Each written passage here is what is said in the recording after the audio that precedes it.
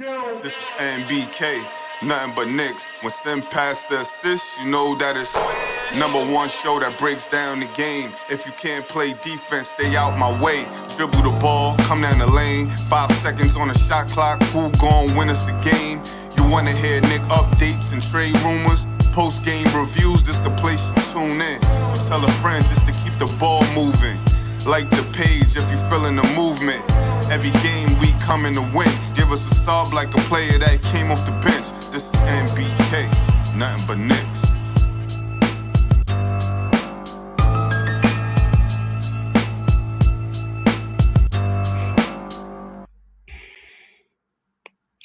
What is going on, ladies and gentlemen? It's your boy, UnclefOOlio, and I'm back for another episode of the Kontroversy, ladies and gentlemen. Got some special guests here today, but before we even get into anything, please like and subscribe to the Nothing But Knicks channel. We got a lot of content coming for you this season. Pre-game, post-game, shoot-around coverage, coach's corner, and so many breakdown videos, plays of the game, and different kinds of breakdown videos that we'll have for you throughout the season. So definitely check us out. And also hit the notification bell to be notified whenever those shows and podcasts come live. All right. So, definitely we got a lot of things to talk about today. Today, I just want to say that I'm joined by, some original NBK greats right here. Okay. And, normally I do a controversy episode and I'm going up against one person, but today I got two people that want a chance to come at me. Today, ladies and gentlemen, they are from the Knick-Ish Podcast, ladies and gentlemen. Check out that logo. That is beautiful right there. My boy Mo, my boy Nafi from the Knick-Ish Podcast, ladies and gentlemen. Let's give them a round of applause. Welcome, gentlemen. Welcome. What's up, bro? Thank you so much for having us, Josh. This is exciting. I love the intro, and I'm excited to be here. Yes, sir. Yeah, absolutely. Man. Happy you had us on, man. That was definitely got the enthusiasm going with that intro, man. I'm hyped. Let's get it. Absolutely, man. I really appreciate you guys. You guys were one of the first podcasts out there that allowed me to come on your show, give my controversial opinion. And since then, I kind of just took off with NBK and things have been going really good. So I really, really appreciate you guys. And I'm very happy to have you on to talk some Knicks basketball, right? We got to talk about how well this team's been doing. Obviously, we're starting up the season 3-1. Added some upgrades in the offseason, got Kemba Walker, got Evan Fournier. Reggie Bullock is now in Dallas. Alfred Payton is now in Phoenix. We're coming off a disappointing playoff series, but, 4-0 in the preseason, and now we're 4 games into the regular season. So, Mo and Nafi, just give me, your quick thoughts about how the season's been going so far and some of the things that you've seen so far. You want to take it first, Mo? Sure. I mean, I know a lot of people started this season off wondering whether or not the Knicks will be good on defense. And so far, it looks like they're fairly well. I don't know the number right now as far as the top 30 goes. Josh, do you happen to know where the Knicks stand? As far as the opponent's points per game? Yeah, as far as defense goes. I know they're top 5 in three-pointers, but the defense, I'm not so sure. But in any case, yeah, we got the slide. We're gonna talk about all the stats and everything. We're gonna get into it. We're gonna get into the jumping ahead. Come on. Yeah, overall thoughts. I mean, first 4 games, the Knicks won 3-1. Their one loss was against the Magic, who overperformed. The Knicks were up 13, and they ended up, losing energy at a game that they should have ended up winning. And then they came back, beat the Sixers. Joel Embiid, second runner-up in the MVP conversation just last season, only scored 14 points, 0 for 5, got locked up by Mitchell Robinson, who was injured last season. There's just so much to talk about and so much positives as far as this team goes, whether it's offense or defense and just overall team chemistry and just the aura and the euphoria that you feel from the team from a fan standpoint. There's so much going well for the Knicks right now. Obviously, everything I say is with knock on wood because we have that Knicks PTSD going on. So absolutely, right now, yep. Right now, I'm feeling good, man. All right. Nafi, what you got? Yep. I mean, I feel the same way. I mean, like if it wasn't from that Orlando game, that's like a black mark on the season so far. But I feel like we needed it. It was like that medicine. It's like, all right, we're not elite yet. You know what I mean? We can't just come up and just like sleepwalk through a game and win. Because first thing that I saw in the box score after that game was like, Cole Anthony, 6'2", probably generously listed on his NBA listing. He had 16 rebounds.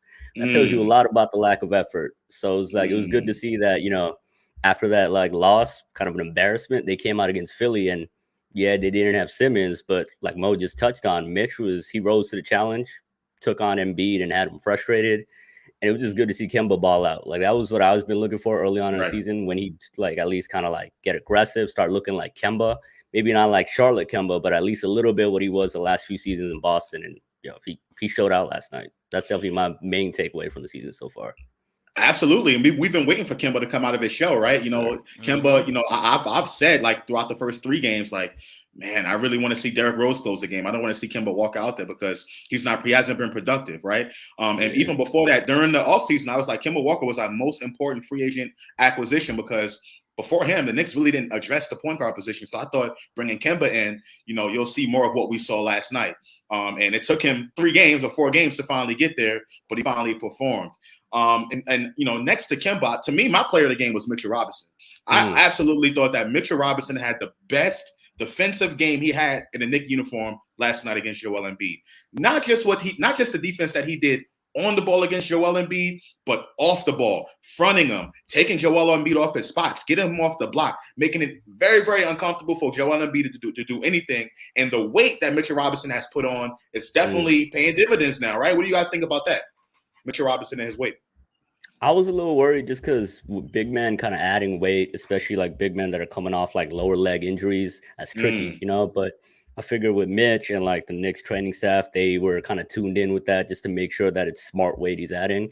But yeah, to your point, he like 2 years ago, Mitch would have gotten thrown around like a twig against Embiid. But last night, he was a grown man battling another grown man. You know what I mean? And he definitely didn't look out of place matched up with Embiid. And I think Mitch may have mentioned Embiid is like one of the players he looks up to. So I just know it had to feel good for him just to be able to like say, okay, like this is somebody I actually admire. I just like, put him on Rikers basically for 4 quarters. Like I love what I saw. Gotcha. Mo, what you think about Mitch?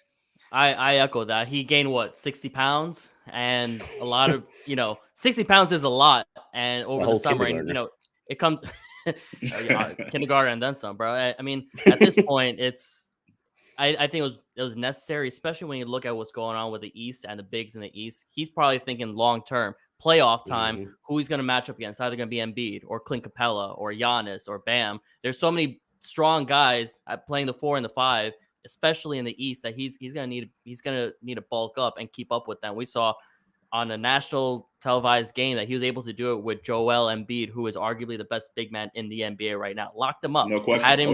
Had him shooting 3-pointers this game, resorting to it and resorting to getting fouled. And, Mitch's, foul game looks much better than it was in previous season. He looks more composed. He looks more focused. And, there are a lot of question marks on Mitch's professionalism and work ethic. And it looks like this past season that wasn't an issue. We're not really hearing those whispers. And from what it sounded and heard, he was in the gym day and night, just putting in work. And we're seeing it firsthand right now. Absolutely, no question. We definitely needed Mitchell Robinson. We didn't have him at all in the preseason. Oh, I think we got him in the last preseason game or whatever the case may be. No one expected him to start the season on time. He started on time, and so far it's been really great for this team. Also with the offensive rebounding, right? Mitchell Robinson is a beast on the offensive glass. If the Knicks are going to put up a lot of shots, and we're going to talk about the offensive numbers here in a second, but if the Knicks are going to put up so many shots like that, they're going to need someone down low to clean up. You know what I'm saying? They're going to need someone down low to control the boards and control the offensive glass and get those second chance opportunities. I think last season the Knicks were not that good in that category as far as second chance points and just shots overall in general in the paint. And now that we have Mitchell Robinson there combined with a lot more shooters, I think that can only bode well for the team moving forward throughout the season. So what I'm going to get into right now is just the offensive numbers through 4 games. Excuse me. Pull this up on the screen here. And this is what the Knicks are doing, ladies and gentlemen. The Knicks, their offensive numbers, 118.8 points per game. That's currently 4th in the NBA. 45.5% from the field. That's what they're shooting. That's 16th in the NBA. We're going to talk about that. Now, this is the big one right here. 38% from 3, which is currently 8th in the NBA. And they're doing it on 46 3-point attempts per game, right? Which is 2nd in the NBA, the amount of attempts that they've taken. Right now, I have an asterisk there that I'm going to talk about in a second. They also have 26.3 assists per game, which is currently 9th in the NBA, and an offensive rating of 113.1, which is 4th in the NBA. Now, back to those 3-pointers, right? Because last season the Knicks were last in the NBA in 3-pointers attempted. They had a really good percentage, but they didn't take that many threes, right? The pace was very, very slow, and they just didn't shoot the 3 ball that much.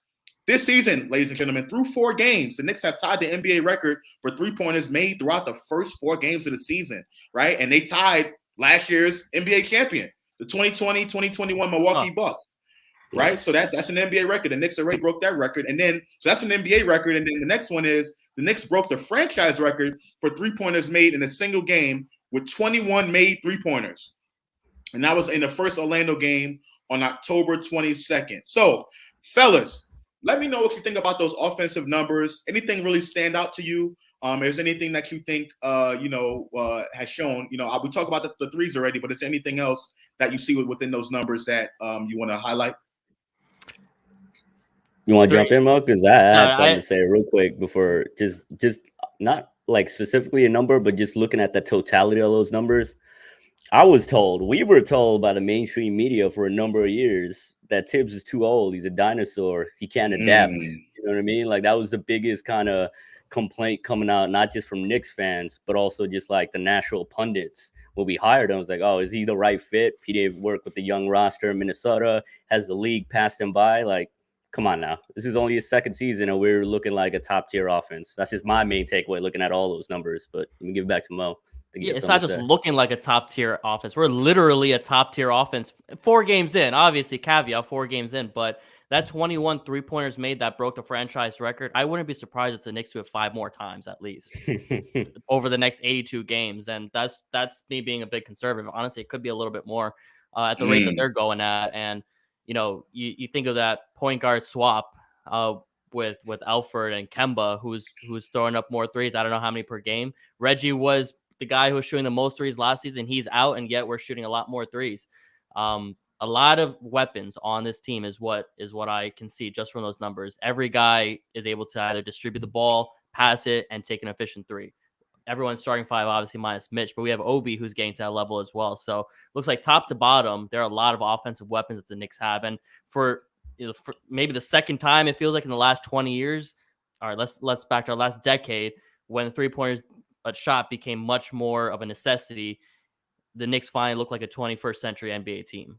Finally, right? And listen, I totally agree with you, Nafi, about Tibbs. Like, I was one of the people that was saying Tibbs can't change. He's stuck in his ways. Man. I do think he is a little bit stubborn when it comes to his rotations and things of that nature. But as far as evolving and the type of plays that he's running, look, the Knicks are running plays kind of like similar to what Golden State ran for years when they were winning championships, right? The weave play on the outside, you got people moving without the basketball in their hands, off ball movement. You got like a little bit of triangle with a little bit of San Antonio in there. Like, guys are really getting open, and it all starts with Julius Randle, honestly, who we're going to talk about a little bit later.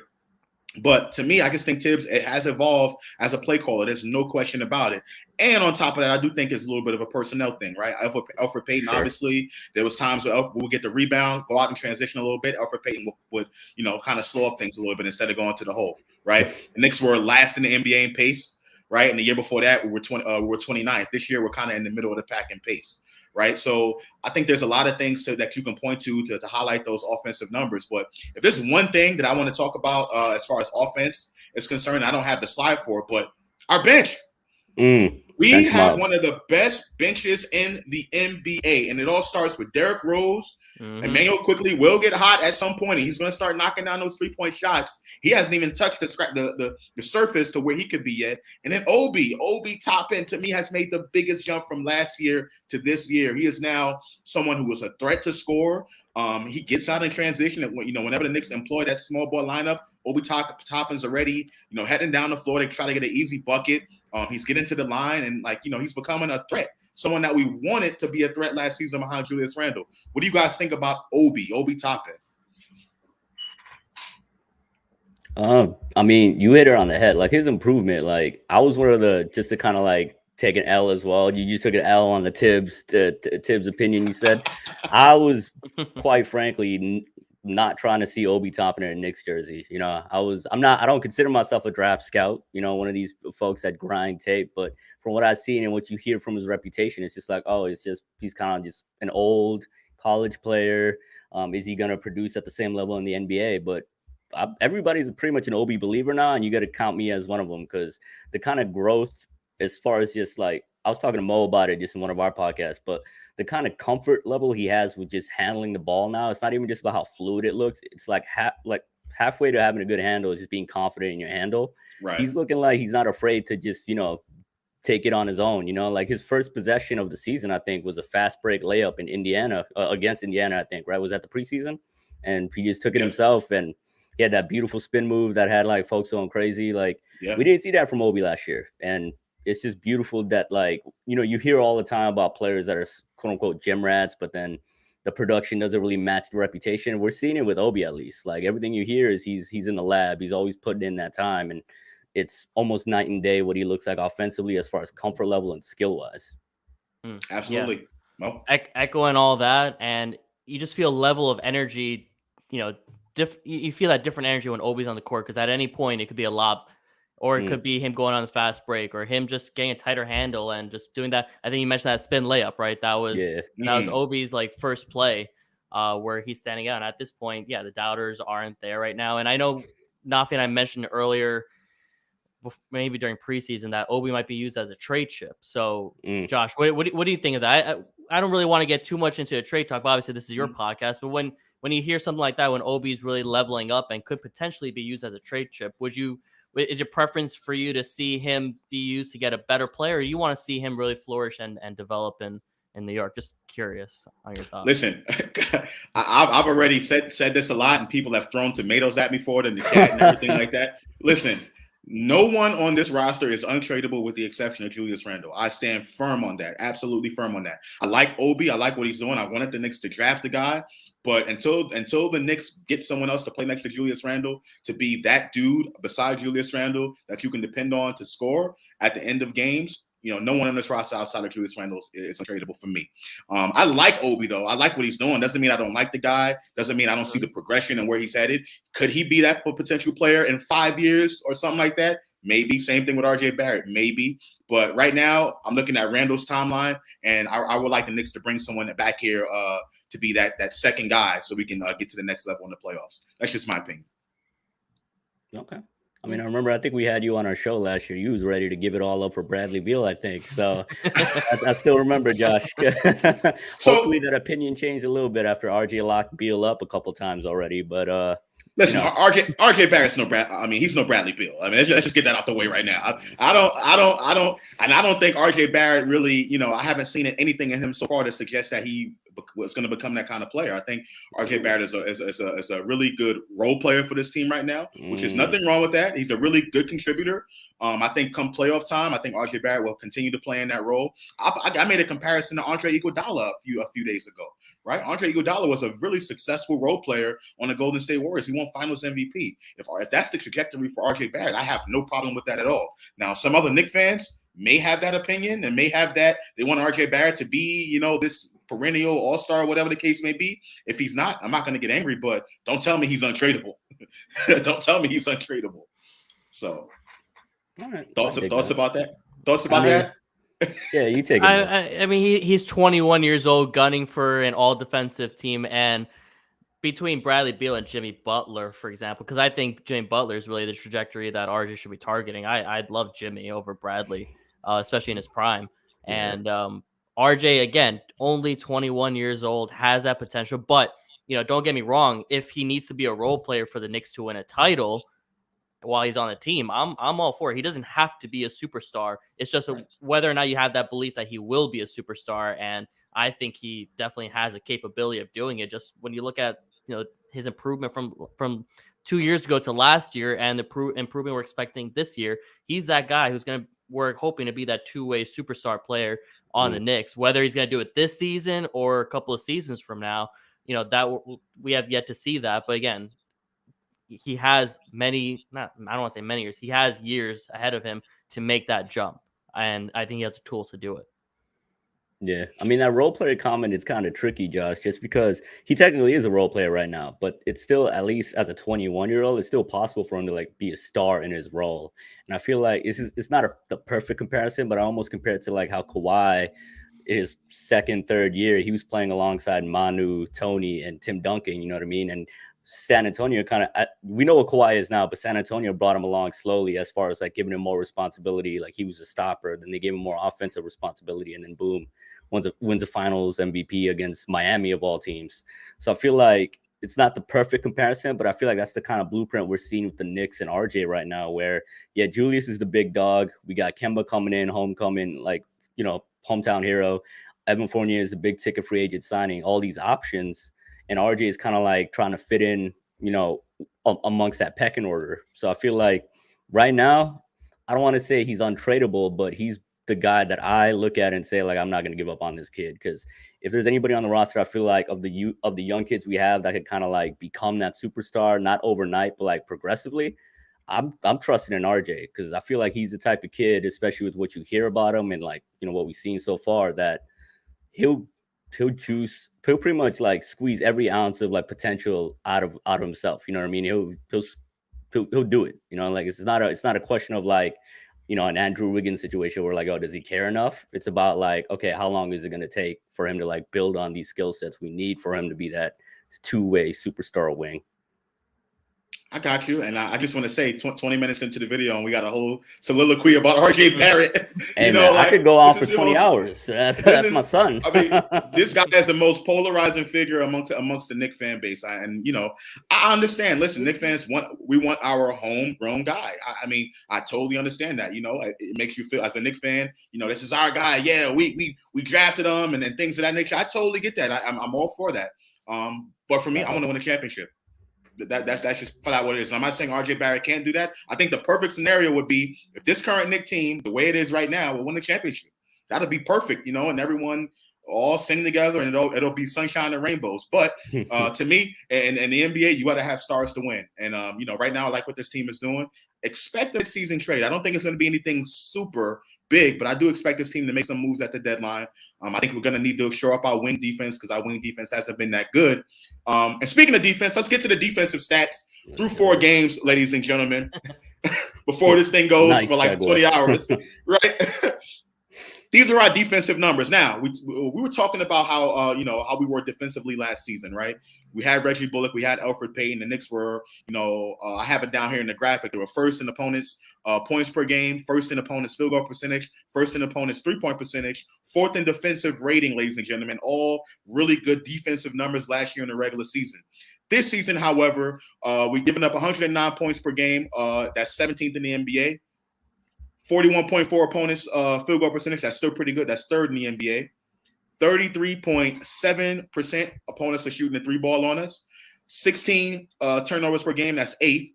And a total defensive rating of 105.3. We held Orlando to 96 points and Philly to 99 out of our first 4 games. So, gentlemen, with those defensive numbers, what are some of the things that come to your mind? I'll start with Mo this time. What do you think about our defense? I think it's solid. I mean, at this point, if the Knicks end up as a top 10 to 12 defense by the end of the season, I think that's great, especially if they can maintain a top 10 level offense, which it looks like they're capable of doing at this point. It's a Tom Thibodeau team, and you raise certain expectations. Nerlens Noel hasn't played yet. He was great defensively for the Knicks. Mitchell Robinson's still getting his feet wet. Only played 5 games so far in the last year, just about not year, but 8 months. And when you see Kemba Walker, a lot of people don't like the way he is on the court, especially on defense. And that is true to a fairly high extent, but at the same time, he will lead the team in charges. Last season, he actually took more charges than the entire Knicks team did, and the Knicks defense last year was very good. So that's his role. He can take charges, and overall, I think, Evan Fournier played solid. Randle and Toppin, that combination last season, we would never have dreamed of it because we thought they'd play horrendously on defense. Right. And then they actually played fairly well together at the 4 and 5. So I think right now the Knicks are playing solid on defense. They're using a lot of their energy on offense, especially the first 5 games. So I'm not too surprised. But if the Knicks are somehow able to maintain a top 10 on both sides, that's an excellent season for us as Knicks fans. Yep, absolutely. Yeah, I gotta agree with Mo. I mean, I feel like I'm actually kind of shocked that we're still kind of like, as far as like the defense in terms of rankings and looking at those numbers, I expected it to be worse going into the season just because, say what you will about Elfrid Payton and Reggie Bullock. The offensive upgrade between, those two guys, to Kemba and Evan Fournier, it's massive. But then it was a legit kind of question about like the kind of defensive upgrade. But I was pleasantly surprised, at least with, my partner hit on Kemba, but I'm kind of surprised with what I'm seeing from Fournier, at least in terms of, he's a lot more competitive than I expected him to be, as far as like trying to like, be there in the right spots defensively. He's a 6'7", almost 6'8" kind of wing. So that kind of size, like, I think he's bigger than Reggie too. So it's almost like an improvement in that regard. And I feel like with RJ stepping up as the de facto, lockdown wing defender, Fournier is going to get the weaker kind of matchup every night. And he's looking solid so far. And as Mo hit on, it's really just about a lot of factors coming together. Once Noel comes back, we got that 48 minutes of just elite rim protection. His conditioning is still trying to, get up to par, but I feel like he'll get there. And if he's healthy and, knock on wood, none of these scary ticky-tacky injuries. Like when he fell the other night, I almost had a heart attack. Like when Clyde was like, "Oh, Mitch's hamstring," I was like, "No, please take mine." Like, but if he's healthy, he's going to be in that defensive player of the year conversation, that all defensive team conversation. I wholeheartedly believe it, because all the coaching he's getting throughout the years, especially like his second year in the Tibbs system, it's all going to come together, I feel like, if he stays healthy, obviously. Absolutely. I totally agree. Now, I do think our defense has taken a little bit of a hit with the loss of Reggie Bullock and Elfrid Payton. I'm not going to lie to you. Now, I don't think those guys are supreme defenders. The thing that I liked about Reggie Bullock was the fact that Reggie Bullock can be able to switch off pick and rolls. The Knicks really didn't allow point guards to get to the rim so freely last season, particularly because of what Reggie Bullock did. And Elfrid Payton, like Thibodeau said, people can say what they want about Elfrid Payton. He's a dog out there. He was a dog on defense. That's why he was on the floor. I mean, you can say what you want about him. I mean, listen, he's no Ben Simmons on defense. He's no Ron Artest or Tony Allen or nothing. But Elfrid Payton's tough. In college, he was one of the best defensive players in the country when he played. So he has some sort of defensive skill. But when you replace that with someone like Kemba Walker, who is undersized, I know you guys touched on it a little bit, and Evan Fournier, who really isn't the best defender, you're going to have some problems. And we've seen it in a lot of the games, the last two preseason games and the first two regular season games. The Knicks were allowing a lot of penetration in there. Got some guy named Raul Neto get to the paint literally at will on our guards. I mean, it was just open. Like the lanes were just open, which, I don't care who you have back there. You can have Bill Russell back there. If you continue to allow guards and wings to get to the paint so freely, you're gonna give up some points, because all that does is draw the defender in, and then you don't have no rebound protection, and the rim is wide open. So I definitely think the Knicks need to shore that up a little bit. My suggestion was for them to play a little bit more zone, try to hide Kemba's weaknesses a little bit more. A lot of people are calling for the rookies to come in, McBride and Grimes. I think that can definitely help us later in the season as guys start to get tired. But it's a wait and see approach right now. I think the Knicks could get back up into that top 10 in most of those defensive categories, but it's like a wait and see thing for me right now.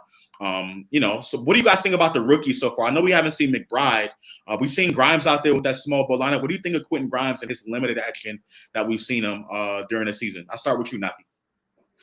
I love his jumper. Like, it is just like textbook, just pretty. He could miss and it would still look like exactly what you want. Like, you would teach your children to shoot like that, basically. Right. And as far as defensively, I liked how competitive he was on that end in the preseason. And I feel like he's one of those kind of, it's rare for rookies to be self-aware, but he knows what his role is. He knows that he got drafted late 20s, and it seems like he knows that he needs to be that 3-and-D wing. And I feel like if he ever gets called to duty this season, knock on wood, we don't want any injuries, but it'll happen. That's the NBA. If Fournier's out, Burks is out, even RJ's out, I feel like Grimes will fit like a glove, basically, with that starting lineup, because he doesn't really need the ball. His shooting, I feel like the defenses will respect it once like his reputation gets there. But until then, he'll knock down those open shots. He'll make the right reads. And like I said, I like how scrappy he is on defense so far. Yeah, man. I echo that. I agree. I think Quentin Grimes, the way he's been playing, basically means RIP to Kevin Knox. I don't think we're going to really need Knox. We don't need a spot of shooting if Quentin Grimes can do it. And, I really like the pickup for both Grimes and Deuce, especially when you look at the last year's playoffs. The issue was that we didn't have anyone who's willing to pull up and put up shots. And now we got two rookies who's 100% willing to do that, especially Grimes. He'll take spot shots, he'll take a pull-up threes, and that's something that the Knicks sorely needed last season. So, if there is a couple of games where a player's out, I think Quentin Grimes, like Nafi says, is going to fit in like a glove and be able to fill in that role. He did it in preseason. I'm pretty confident that he'll be able to do it in the actual NBA. He doesn't look. Neither of those guys look like they get phased, and that's honestly one of the key ingredients you need to succeed in New York. You just can't be phased, and that's what's wrong with Kevin Knox right now. He just has no confidence. Right. Granted, these guys haven't really played meaningful minutes yet, so I would want to see that, but it does, at least for now, it doesn't look like the Garden will get them shook. I got you. So where do you think they fit in the rotation? Because I know, we were talking about it on MBK about Emmanuel Quickley. Does Emmanuel Quickley's minutes get sacrificed because he's not really knocking down those shots? He wasn't at first knocking down those shots that we're used to seeing him making. And defensively, he is limited, right? And Grimes and McBride are defensive guys, and this team is going to need some defensive help on the perimeter. So do you think Quentin Grimes and Miles McBride perhaps take some minutes away from Quickley? Is it Burks that they perhaps take minutes away from? Where do you see those guys fitting in if they do get a chance to play? Mo? I don't think they're going to get many minutes, especially with the rotation that the Knicks have right now. The coach is Tom Thibodeau, and if you look at all the previous teams that he's had, especially when the Bulls were at that point where they were, a playoff contending team and ready to make that leap, the rookies on that team, I forget who they were, but they hardly got any minutes, and Tibbs really wrote out his main guys. And right now, the Knicks have a solid 10 to 12 man rotation where he's going to continue going with his main guys until an injury comes up. But right now, he doesn't need his rookies. He doesn't want to have to rely on his rookies unless they are able to make that jump the way IQ was last season. Obi wasn't relied on. That's why he didn't play any minutes. But come playoff time, he was needed and he stepped up. But right now, I don't think Tibbs needs those guys to step up. But at this point, why bother putting them into the rotation and cutting off IQ's minutes, especially when he's just a second-year player himself and he's starting to gain more and more confidence. That first game against Boston, he was horrible, but last game he really stepped up. It was a great game for both IQ and Kemba. So I think Tibbs and most of us would rather see IQ continue to gain confidence and develop, especially since the point guard rotation, the point guard position is always one that's in question. So for sure, I don't think those guys are going to get too many minutes, at least for now. All right, Nafi, what you think? I think it's exactly as Mo laid out. It's almost like they're there, like break glass in case of emergency. You know what I mean? But I do want to say, don't say break glass around Knicks fans. Please don't do it. No, Amari. You're right. No. Amari, God damn it. But before IQ's kind of like, he came out last night, right? It was Kemba's show, but like it was like IQ was the opening act. You know what I mean? Right. But before that, I was kind of, it's still early in the season, but I was worried about how cold he was looking, just going back to the preseason as well. So just Tibbs is the type of coach where, like, I feel like if that continued, if let's say IQ reverts back to just being like a cold shooter for the next 10, 15 games, I wouldn't be shocked if in that scenario, as far-fetched it may seem, I think that's when Tibbs could okay, IQ, get to the bench, just kind of regroup, and then I'm gonna try McBride out there. Or I'll try Grimes out there. You know what I mean? But I'm hoping that's not the case. We obviously want to see IQ flourish, and I don't know. Otherwise, I just can't see McBride coming in and playing. Maybe if Kemba and Rose need their rest days, especially somebody like Kemba who he just came out the blue last year where he had knee troubles. You know what I mean? So I feel like they got to manage him and Rose. I feel like Rose is kind of past that stage of his career, knock on wood. But you never know. So I think the fact that our point guard rotation right now is two 30-plus-year-old dudes, it's something to watch, basically. Like McBride might have to play just tomorrow. We don't know. Like these guys can just wake up one morning, because they're old. They just wake up with like a bum hamstring. You never know. Right. I got you. It's going to be interesting to see. Listen, regardless, we can talk about these rotations all day long, but regardless, I think these are good problems for the Knicks to have. They got capable guys. Just between those two guys, who are you higher on? Grimes or McBride? Yeah. Mm-hmm. Grimes. Yeah. Okay. Yeah. For me, it was always Grimes for me because I like what he can do offensively and defensively. And I know McBride is a dog. Don't get me wrong. I've seen what he did on defense, but I like Grimes because he has a higher ceiling. And if not for a few, some mishaps in college or whatever the case may be, he could have been playing on a team that won, Kansas or whatever the case may be, won a national natty. So. For me, it's Grimes. But like I was saying, it's just not a perfect, but a really good situation for the Knicks to be in. They got guys who can come in. They have depth So whenever guys are hurt, guys can fill in, applicably. And speaking of guys that are hurt, Noel, what does he fall back in this lineup whenever he gets back healthy? Mitch is there. I don't think we have an issue with rim protection, so to speak. Personally, I feel like Noel is a liability on the floor when he's out there offensively, and defensively, he can block some shots, but we really don't need guys to block shots. We need guys who can score or be a threat on offense. So how do you feel about Noel and when he gets healthy? What does he fit back in the system? I'll start with Nafi this time. See what you got. I mean, I hope he's healthy, first of all, but part of me is like, I got a conspiracy theory part of my brain where I'm just like, is he just like taking time off to focus on his case against Rich Paul? Who knows? You know what I mean? Like maybe the Knicks is bankrolling that under the table. We don't know. But if, let's just take their word, he's healing up with the sore knee. I do like the idea of having 48 minutes of rim protection. And Noel, his kind of shortcomings really got magnified last year when Mitch went out and he had to start. And he filled in, admirably. Like he was doing exactly what he could, especially he delivered, a bang for our buck on his contract. And he earned that extension that he got this summer. But I feel like his ideal role, obviously, at this stage, and it always has been, is just being a backup. And I feel like 15, 20 minutes behind Mitch, maybe even less, I think it's a luxury to have that kind of level of rim protection around the clock in the NBA. And offensively, he's got stone hands. I wouldn't trust him to catch, I don't know, hold a baby, basically. Like I wouldn't trust him to do anything that requires using hands, basically. Right. But as far as defense, it's like the reverse, his cinder block hands help him with these crazy dunks or blocks at the rim. You know what I mean? And I feel like it's kind of a gift and a curse. I would love to see that happen again, but I also like what I'm seeing from Obi, and I like that Tibbs is willing, at least this early in the season, to go to our quote unquote death lineup and play Randle and Obi at the 4 and 5. And I don't want to see that go away, but we know the type of coach Tibbs is. He's kind of rigid in that way, where if a dude is out the rotation for injury, he's going to come back and get his spot if he had a solid role. And I feel like Noel has that role as far as being our backup center. But that's just my take on it. What do you think? Do you think Noel is trade bait? Do you think he's one of these contracts that we're going to try to trade at the deadline, pair him with Burks and try to get some upgrade at the wing defense? What do you think? No question. I think that's the reason why they signed him to that flexible deal. I think Noel will not be. It's either going to be him or Mitch. I think the Knicks going to sacrifice one of them, right? And Mitchell Robinson's playing right now. It could very well be Mitchell Robinson. I know a lot of Knicks fans don't want to see that. We drafted him again, another guy that's homegrown, but it could be either one of those guys. But right now, Mitchell Robinson's winning the battle. We see the way Mitchell Robinson's playing. I think the Knicks, are going to try to lock him up real soon. But we'll see how it all plays out. Mo, what you think about that? I mean, similar to the point guard position, we're not that deep in the center position, especially with Mitchell Robinson, who's coming off an injury. We got Taj, who, at his age, we can't expect him to be playing, day in, day out. And Randle at the 5, I mean, you want to keep that for small ball lineup, so we can't rely on him to do that day in, day out, especially when he's our guy. We can't have him banging down low at the 5 with all these bigs, and especially in the East. So I definitely want to keep Noel, and if he's on the team, he better be getting missed. Dude's getting 3 year, $27 million, not to ride the bench. So I liked him last season personally, especially when Mitch was out.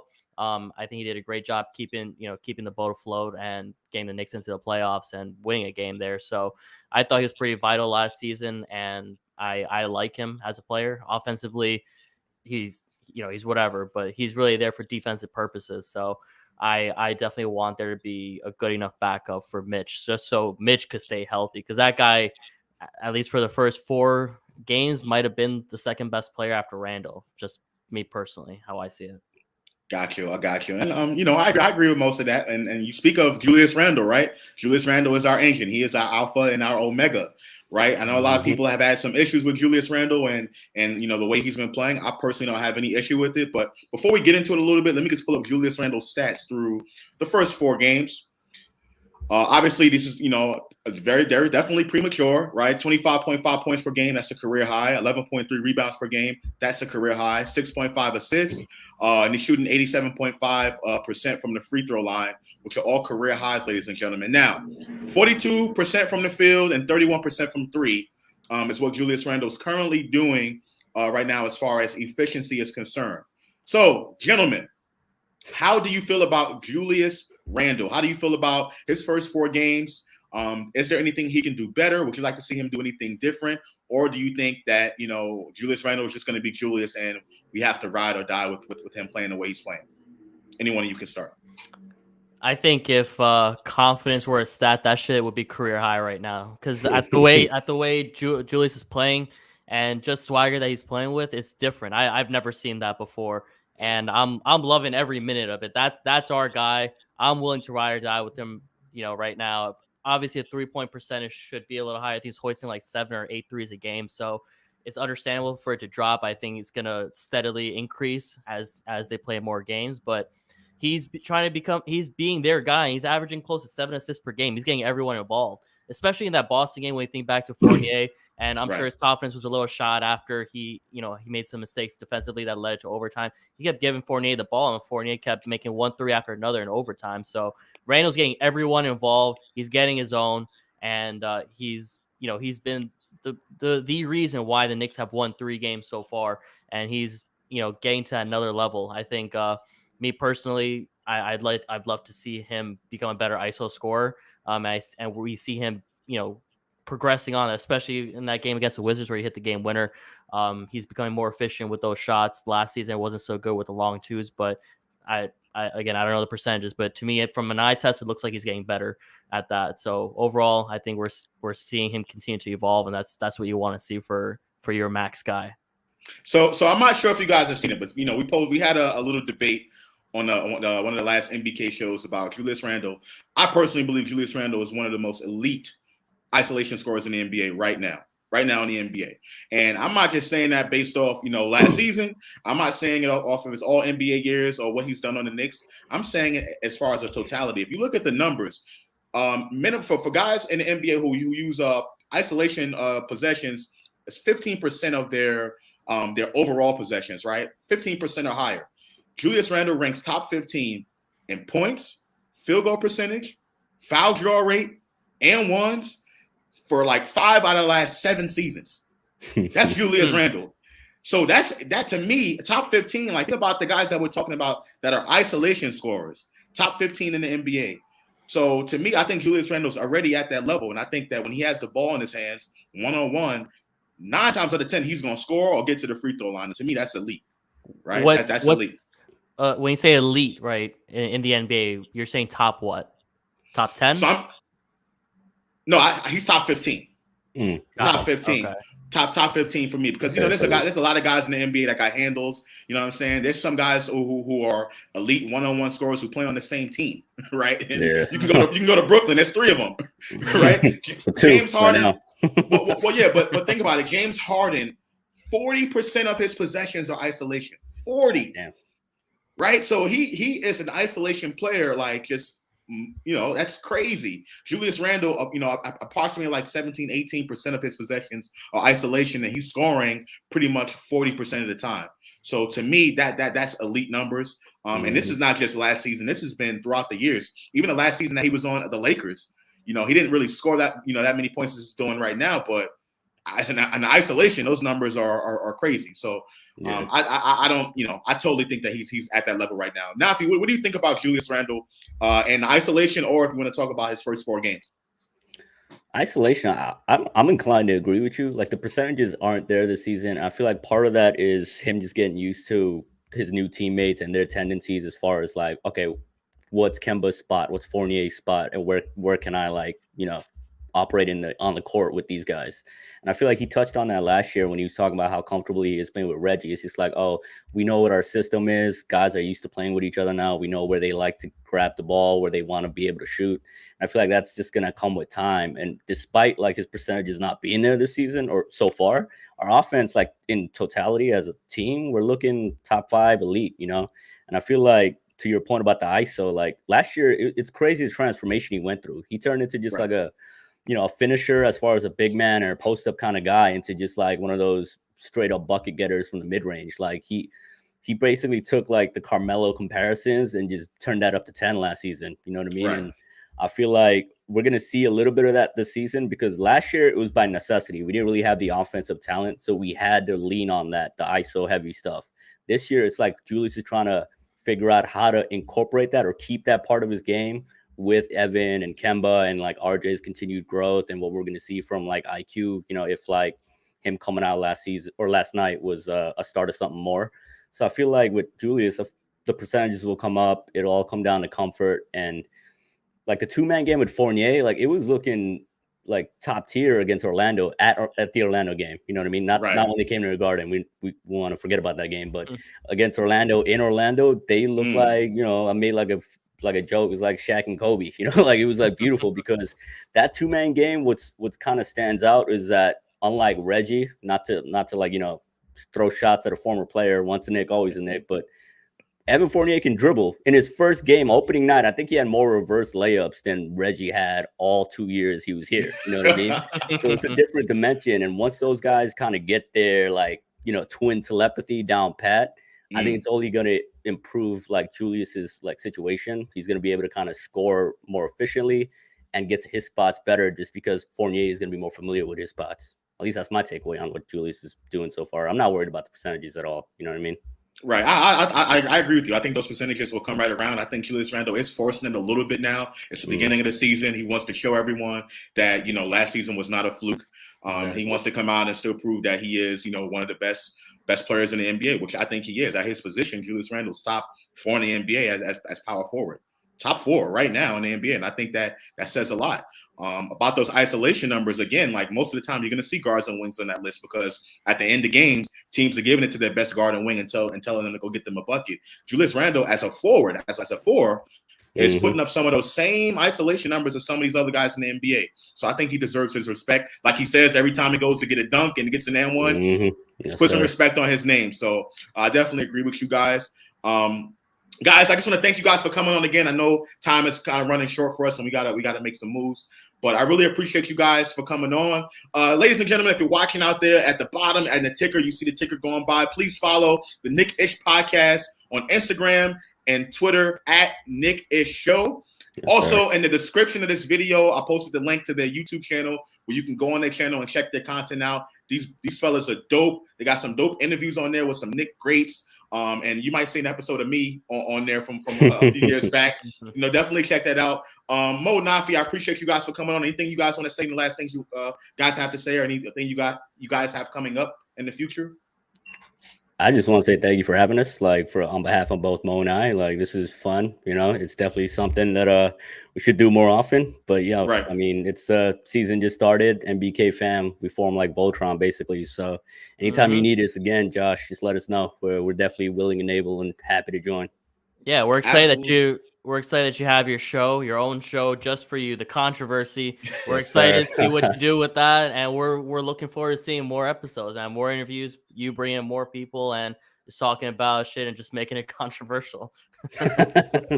As always, that's only I can do. Well, gentlemen, thank you so much for being with us. Once again, ladies and gentlemen, please like and subscribe to the Knick-Ish Podcast. I posted the description of the link of their channel, their YouTube channel, in the description to this video.